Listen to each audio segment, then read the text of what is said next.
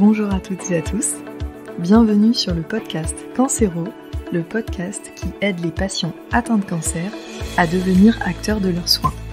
Je suis Abigail, pharmacienne d'officine, et ma mission ici est de favoriser le partage d'expériences et d'informations autour du cancer et des soins de support. Pour mener à bien cette mission, j'accueillerai à mon micro des patients qui nous raconteront leur histoire, mais aussi l'entourage proche, les aidants, les associations d'aide aux malades, ainsi que les professionnels de santé et les professionnels qui interviennent auprès des patients. J'espère que ce contenu vous aidera, et surtout si c'est le cas, n'hésitez pas à le partager auprès de patients de votre entourage. Je vous souhaite une très belle écoute.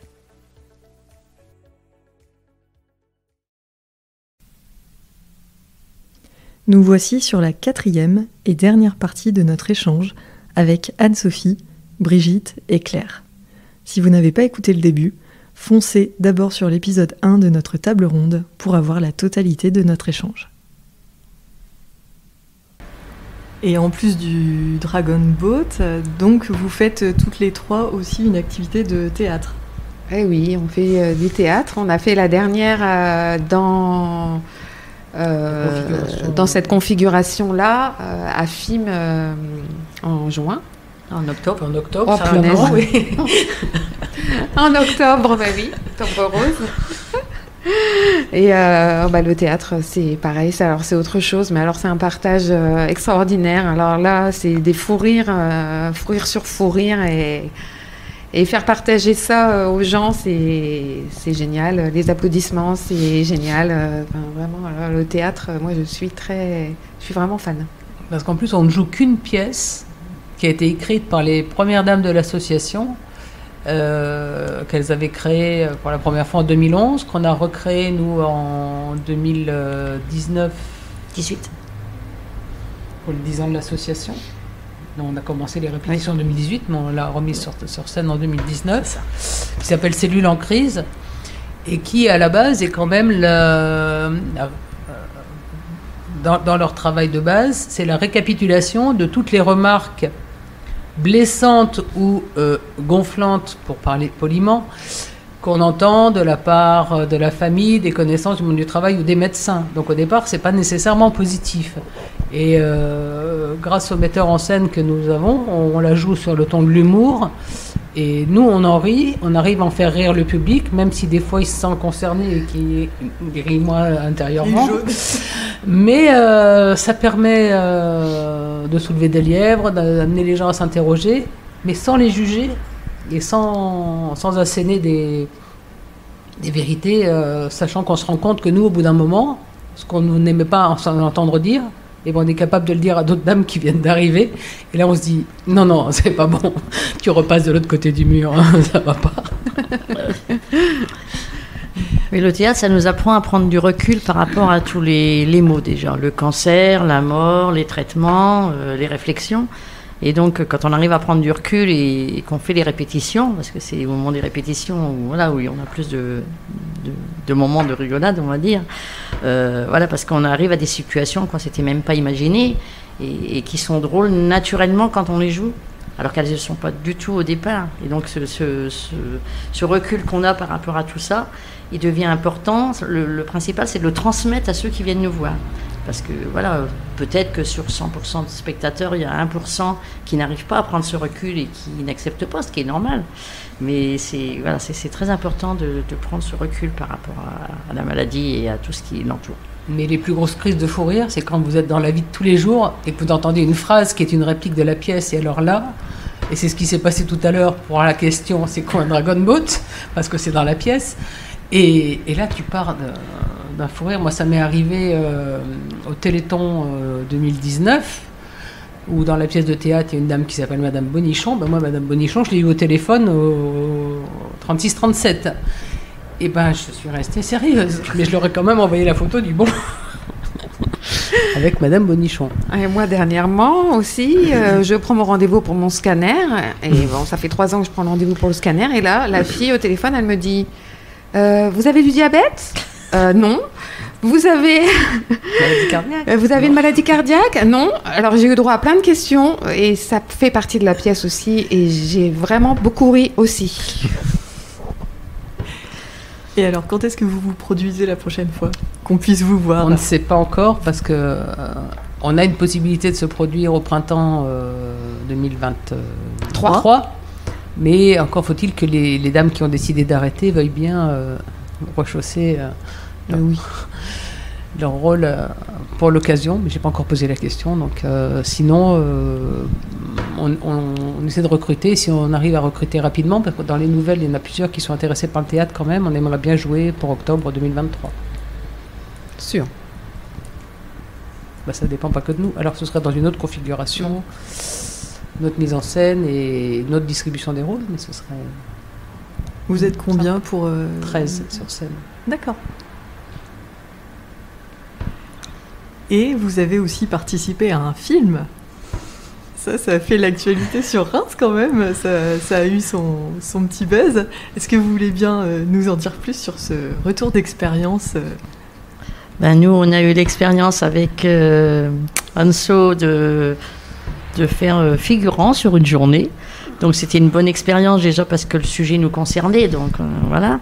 Et de voir comment se passait l'envers du décor d'un film. Donc on a passé une journée à Pouilly sur le tournage, Puisieux, sur le tournage du film. On a fait figurant et c'était très sympathique de voir comment ça se passait. Voilà, on a passé une bonne journée, il faisait très chaud et ça a permis de découvrir plein de choses, de rencontrer les acteurs du film et l'actrice. Et voilà, c'était vraiment très intéressant et on en garde un très bon souvenir. Ça s'est passé quand cette journée-là? Mois de juin. Oui. Et donc c'est pour le film Le Souffle du Dragon, c'est ça? C'est ça, on a passé vraiment une belle journée en tant que figurante. Voilà, on a vu effectivement l'envers du décor, comment ça pouvait se passer, la rencontre avec les acteurs et actrices. On a pu prendre des photos parce que tout le monde était super accessible. Et vraiment une très très belle expérience. Mais Claire en parlera encore mieux que nous. Alors c'est à toi Claire. Alors, en fait, l'aventure a commencé au mois de mai, où, quand les Régates Rémoises ont reçu un mail de la société de production qui voulait venir voir chez eux si il était possible de tourner ce film à Reims dans leurs locaux, parce que le scénariste, en fait, habitait Reims à l'époque où il a écrit son scénario, et il s'était inspiré de l'équipage existant, puisqu'on est le premier équipage français, et la réalisatrice voulait absolument que ce soit tourné à Reims. Et donc les Régates Rémoises m'ont contacté parce qu'ils m'ont dit tout ce qui est parti Dragon Boat, ça ne nous concerne pas, donc il n'y a que toi qui peux répondre. Et donc j'ai été retenue comme responsable technique pour la partie matérielle, voir ce qui était faisable ou pas faisable dans le scénario. Donc ça m'allait très bien, ça je sais faire. Et puis une première réunion avec l'équipe de prod, une deuxième réunion avec l'équipe la tête de déco et son premier assistant. Et puis après, une troisième réunion où là, on te dit, là, il y a tous les chefs de poste qui sont là. Alors déjà, tu parles pas du tout le langage cinéma, donc chef de poste, c'est super. Et là, tu as 17 personnes qui arrivent, en fait, dont la réalisatrice. Et puis, donc, énième visite des locaux. Puis là, elle dit, voilà, il faudrait faire ça, qu'est-ce que t'en penses? Je lui dis, ça, on peut le faire, ça, on peut le faire. Si Claire dit qu'on peut faire, c'est qu'on peut faire. Hein. Très bien. Bon, si ça se passe comme ça va bien m'aller. Puis après, un moment, on discute. Et puis, elle me dit, bon, là, il y a la scène où on traverse le bateau. J'ai dit, mais alors, si j'ai bien compris, les actrices, elles sont toutes seules sur le bateau. Elle dit, ben oui, parce que j'ai dit, si tu comptes vraiment la faire traverser, c'est pas possible. Ah bon? Non, non, parce que j'ai dit... parce que le challenge, c'était qu'aucune des comédiennes n'ait jamais vu un Dragon Boat avant et ne sache comment ça se produisait. Comme je pense qu'elles n'ont pas le temps d'aller chercher sur Internet en plus. Donc moi, je leur avais simplement envoyé une vidéo avec le geste, pour qu'elles sachent à peu près ce qu'il fallait faire, et puis c'est tout. Et là, elle me dit, mais comment ça, on peut pas... je lui dis, non, de toute façon, si elle traverse le bateau va aller à la baille, et puis c'est cuit. Et je lui dis, puis en plus, tu m'as dit qu'elles n'avaient jamais pagayé, qu'elles ne connaissaient pas, donc comment elles vont faire avancer le bateau? Elles vont ramer. Alors déjà, je lui dis non, elles vont pagayer. Et puis je lui dis, c'est pas possible, le bateau, il faut le diriger. Alors dans le scénario, c'est un gouvernail, ça n'existe pas chez nous, le gouvernail, donc ça, il faudra le changer, mais ça... Et elle me dit, tu sais faire, toi? Je lui dis, oui, je veux bien leur apprendre. Non, tu seras actrice. Ah non, c'était pas ma question, en fait, au départ. Voilà, et puis elle me dit, puis tu me trouves deux filles de chez toi qui ont qui ont suffisamment d'expérience, qui savent faire et tout ça pour faire ce qu'on appelle des silhouettes au fond du bateau, pour faire avancer le bateau quand c'est pas filmé, et puis voilà. Donc voilà, c'est comme ça que je me suis retrouvée à tourner pendant 6 jours. Mais c'est une chouette aventure, parce que comme disait Brigitte, on découvre l'autre côté du décor. Et moi, pendant 3 semaines, un mois, j'ai jamais pu regarder un film ou un téléfilm. J'ai perdu les intrigues parce que je me disais, tiens, ils ont peut-être tourné ça comme ça ou comme ça, machin. Je regardais plus du tout l'histoire. En fait, je savais pas ce qui se racontait dans le truc. Parce que pour moi, tout bêtement, un film, tu avais 18 000 caméras qui filmaient dans tous les angles et puis après, ils faisaient un montage. Mais non, c'est pas ça. C'est que tu tournes 7 fois, 8 fois, 10 fois la même scène parce qu'à coup, il faut le gros plan sur machin, à coup, il faut le grand plan sur truc, à coup, il faut un plan large. Et tu te dis, pour 30 secondes, des fois, ou 1 minute dans le film, c'est 8 heures de tournage. Ouais, on s'imagine pas tant qu'on l'a pas vécu. La réalisatrice était tellement lumineuse que de toute façon, tout passait. Tout le monde était étendu, en fait. Toutes les équipes techniques, les figurants, les acteurs, tout le monde était étendu parce que c'était l'ambiance qu'elle met sur son plateau, quoi. Et ça, c'est vachement bien. On a quand même fait la chenille avec le frère de Gad Elmaleh. Arié Elmaleh, quand même, entre autres. Voilà. Et donc, le film, donc, ça a commencé au mois de mai. Le film a été tourné de mi-juin à mi-juillet. Et il fallait qu'il soit projeté à la télé en octobre. Donc, Stéphanie Pilonka a bossé sur son film sur tout l'été. Sachant qu'en plus, elle voulait être sélectionnée pour le Festival de films de fiction de La Rochelle. Il fallait qu'elle ait fait son pré-montage, sa première maquette, avant le 22 juillet. Hein. On s'était arrêté le 11. Ouais. Et ben, elle a été sélectionnée pour La Rochelle. Elle n'a pas été nommée, récompensée, mais elle a été sélectionnée. Et la diffusion du film, et après sur M6, de toute la soirée thématique sur le cancer du sein et les bienfaits de l'activité physique, enfin du Dragon Boat en particulier, ça a quand même déclenché beaucoup de demandes partout en France pour pagayer, pour créer des équipages. Nous, on en a 2 là qui vont se créer dans la région. Et un petit peu partout. À Paris, elle a eu 18 demandes dans la nuit. Pour moi. Dans le sud-ouest, elles avaient des demandes, mais pour des dames qui habitent. En fait, elles cherchaient un équipage de Dragon Boat, elles posaient des questions alors qu'elles n'étaient pas du tout dans la région, mais ça a eu un effet super intéressant. C'est formidable parce que du coup, vous avez déclenché des vocations. Voilà, mais ce qu'on espère, c'est que ça va déclencher, faire un déclic au niveau activité physique, que ce soit Dragon Boat ou autre. En fait, il faut se bouger, et pas parce qu'on est malade, parce qu'on est nous, et qu'il faut bouger, qu'on soit malade ou qu'on soit pas malade. Mais notre corps a besoin de... Et faire une activité physique qui nous plaît. Parce qu'au final, c'est comme ça qu'on y reste sur le long terme. C'est ça. Et qu'on peut le faire quel que soit l'âge, parce que nous, notre doyenne, elle a 74 ans, et au niveau physique, elle nous en remontre. Il faut la suivre. Oui, parce qu'à la Parisienne, on parle de tout ça, mais on va marcher aussi. Et à la Parisienne, cette personne, le dernier kilomètre sur les 7, elle les a fait en courant. Parce qu'elle en avait marre de marcher. Elle en avait marre de marcher. Et elle a fait tout Venise avec nous. Donc la Vogalonga, ça, c'est une chose, mais Venise, on ne se déplace qu'à pied. Elle a fait tout Venise avec une fracture de fatigue au pied, sans jamais se plaindre. Voilà. Et nous, avec Brigitte, à Paris, on l'a regardé, on était toutes les 2 main dans la main avec Brigitte. Scotché. Et là, on a regardé. Au revoir. Voilà. Elle dit oui, elle dit j'ai moins mal quand je cours que quand je marche. Voilà. Alors hop, elle s'est mise à courir du 6e au 7e kilomètre jusqu'à l'arrivée. Donc, quel que soit l'âge, qu'on ait déjà fait du sport, qu'on n'en ait jamais fait, il y a des dames, c'est la première activité physique qu'elles pratiquent. Et après, elles se mettent à faire d'autres sports. Enfin, c'est un pas dans le monde de l'activité sportive. C'est ça. Oui, c'est super quand c'est le premier pied à l'étrier sur l'activité physique et qu'au final, après, c'est une habitude qui perdure dans le temps. Ouais. Ça, c'est génial quand on arrive à un effet comme ça. Complètement. Et comment tu as vécu ton rôle d'actrice dans le film ? Est-ce que tu étais contente de te voir à l'écran après ? Comment ça s'est passé pour toi ? Comment tu as vécu ça ? Disons que je ne m'attendais pas à me voir aussi gros à l'écran, surtout. avec mon regard de tueuse. Mais non, c'est sympa parce que, enfin c'est sympa, c'est absolument pas modeste du tout comme remarque, mais c'est sympa quand même. Parce que me voir moi ou voir les autres, parce qu'en fait j'ai vécu en direct le tournage et comme Stéphanie Pilonka est une réalisatrice qui vient du documentaire, elle veut que ce soit vivant. Donc il y a des scènes qu'elle a mis dans le film qui en fait étaient censées être des répétitions.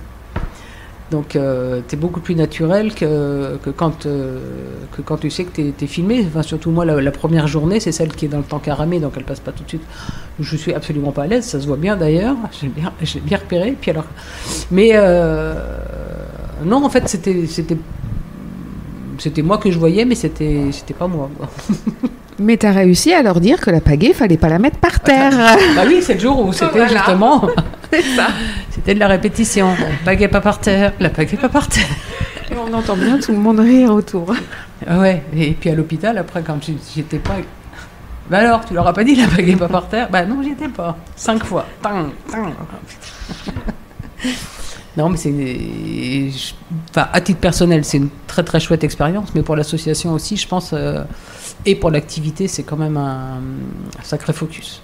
C'est un énorme coup de projecteur sur vos activités, et c'est vrai que si ça peut déclencher des nouvelles vocations, c'est formidable. Ouais, parce que dans l'association, on était une quinzaine à faire la figuration sur 2 jours, plus les deux actrices et Claire qui ont navigué sur le Dragon Boat pendant le film. Donc voilà, tout le monde en a gardé un bon souvenir, et c'est vrai que déjà le sujet nous concernait, et en plus ça a été vraiment une expérience enrichissante.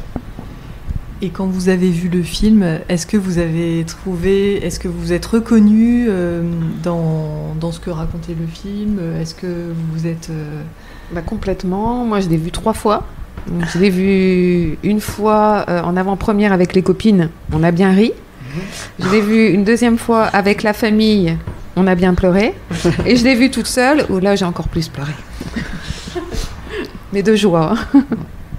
Oui, moi je l'ai vu aussi 2 fois, en avant-première donc au cinéma ici, et puis après en famille aussi. Et oui, ça reflète, après c'est romancé, mais il y a certains personnages où on voit une réalité par rapport c'est vraiment, voilà, leurs réactions sont réelles par rapport à ce qu'on connaît. C'est la réalité des premières dames de l'association, hein. C'est vraiment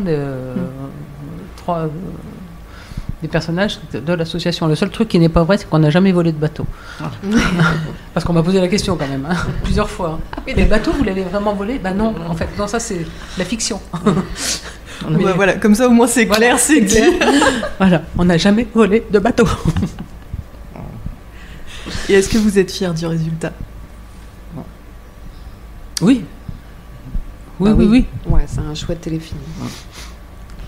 Oui, on ressent les émotions, on ressent ce qui est... Non, puis absolument pas de pathos. Enfin, je veux dire, c'est positif, c'est... Il fallait pas que ce soit larmoyant. On voulait pas. Et puis, c'est pas le genre de la maison, a priori, chez Stéphanie Pilonka. Donc, mais non.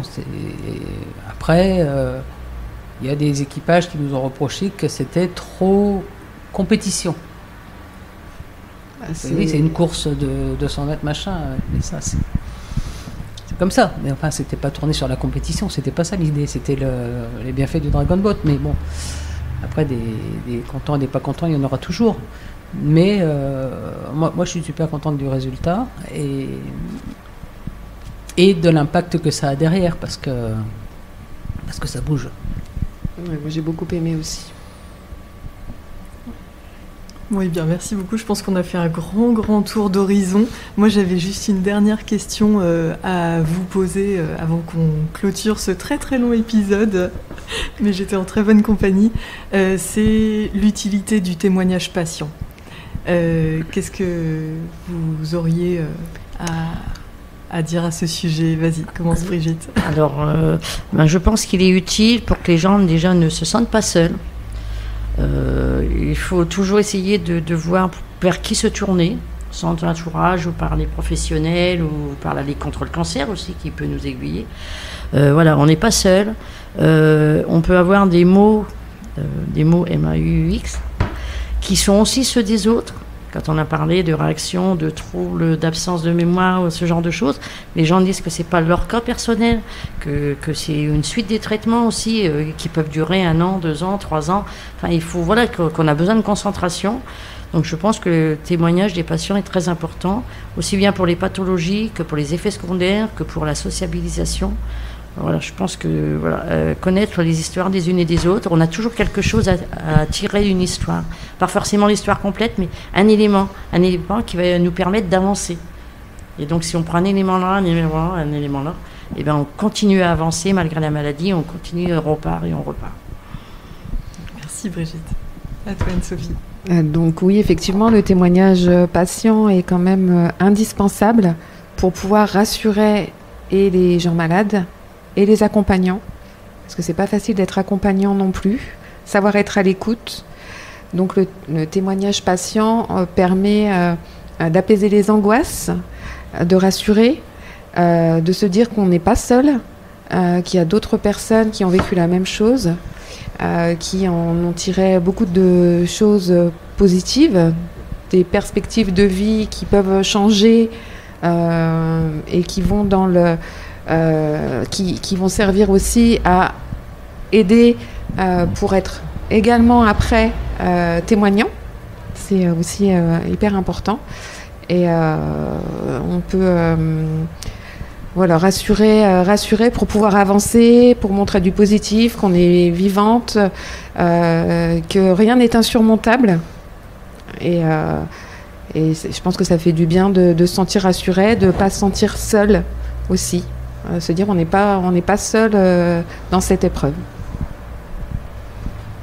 Et pour toi, Claire? Le témoignage patient, c'est hyper important puisque c'est l'ADN de l'association chez nous de toute façon, puisque c'est 100% de partage d'expérience, donc c'est que du témoignage. Mais nous, on a parlé que de choses positives jusqu'à maintenant. Il y a aussi des femmes pour qui ça se passe moins bien. Et là aussi, les témoignages sont importants parce que ça permet aussi de faire avancer soit les prises en charge, soit l'écoute, même du monde médical, parce que c'est pas toujours là qu'il y a le plus d'écoute. Et quel que soit le témoignage, qu'il soit positif, négatif par la situation, il est important de toute façon, parce que si on se tait, personne ne sait qu'il y a quelque chose qui va ou qui va pas, donc il y a nécessité de le faire savoir. Eh bien, en tout cas, merci infiniment, merci 1000 fois à vous trois. J'ai été ravie de passer cet après-midi avec vous. C'était vraiment un très très bon moment. Merci pour votre sincérité, merci pour votre authenticité dans vos témoignages. C'est pas un exercice facile et voilà, je trouve qu'on a balayé très large. On a vu plein de sujets intéressants et je suis persuadée que ça aidera beaucoup les patients qui vont nous écouter sur ce podcast. Alors merci à vous et merci pour votre temps, merci pour votre témoignage. Merci à toi, surtout pour ton écoute. Merci bien. Merci à toi, Abigail. Merci de nous avoir donné la parole aussi. Merci de ton projet aussi. Merci Anne-Sophie, merci Brigitte, merci Claire. Ainsi se termine la 4e et dernière partie de notre table ronde. Si ce format vous plaît, n'hésitez pas à me le dire sur la page Instagram du podcast. Petite note de fin d'épisode pour vous rappeler que vous pouvez télécharger le cadeau gratuit que j'ai créé pour vous. Il s'agit d'une feuille très pratique pour les patients et qui permet la prise de notes entre 2 passages dans le service hospitalier. Le but de cette ressource est de faciliter la communication avec l'équipe de soins et de ne pas oublier les choses à dire en consultation. Vous pourrez y signaler vos symptômes, vos éventuels effets indésirables et noter toutes vos questions à poser aux différents professionnels du service. J'espère que cette ressource vous aidera dans votre prise en charge et vous trouverez le lien pour la télécharger gratuitement en note de l'épisode ainsi que sur la page Instagram.